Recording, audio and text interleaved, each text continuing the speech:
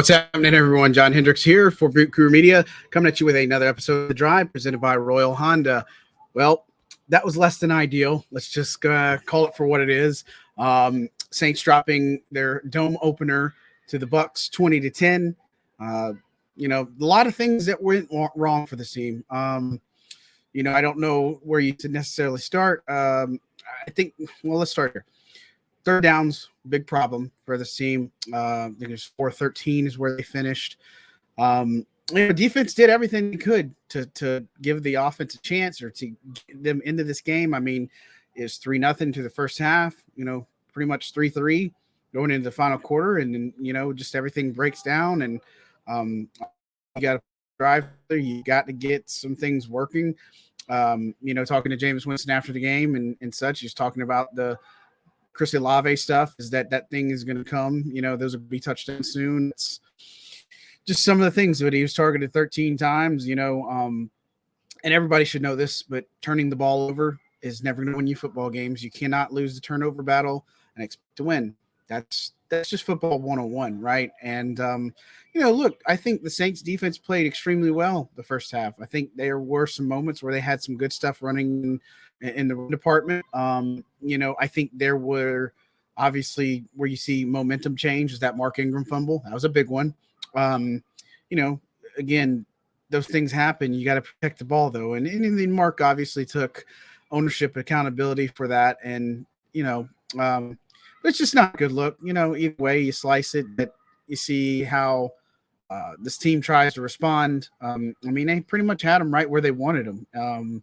Frustrating Brady. Pass rush, I don't think it was as good as we thought it would be today, especially talking in our pregame show. But, Pete Werner was a bright spot. He was flying around all over the field, right? They get a big fumble from Demario Davis from that botch snap. There's definitely some good takeaways from this game. But overall, I think the focal point is this is 2 weeks now that the offense has kind of struggled a good bit and sputtered, and this is something that needs to get cleaned up. And, a lot of people are talking about Jameis Winston, the back thing, all this other stuff, and the turnovers now. It was the first real bad Jameis game we've seen in a while. And, look, I think he's going to rebound fine, but they've got to get a little bit better protection. There's got to be a little bit more urgency in the passing game. I think there's blame to go on everybody. You know what I mean? It's not something that you just say, well, this person did this and did that, and this is why they lost anything. I mean, this is truly those games where, you had them right where you wanted them. You do everything defensively that you need to. Offensively, you just can't generate stuff. The decision at the end, the first half, Dennis Allen told us that, look, they liked where everything was at, the 3-0, didn't want to trot Lutz in there for a long field goal, knew it was going to be a game for field position battle, but, that's just how things go. And obviously the worst look of today, you don't blame officiating, right?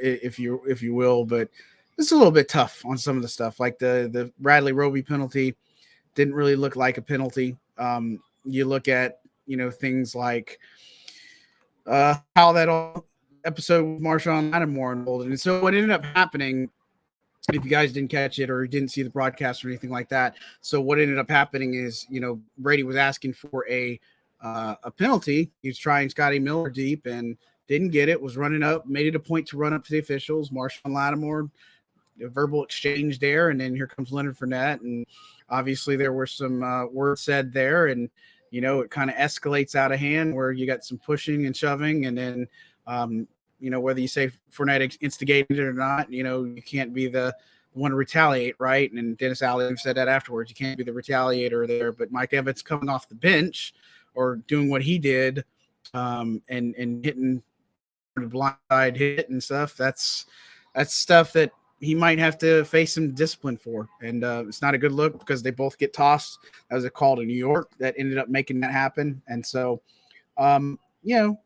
those types of things happen. But, the turnovers, Jameis said after the game that those can't happen. Got to get better, obviously, those types of things. And, I think that the offense is a little bit concerning right now.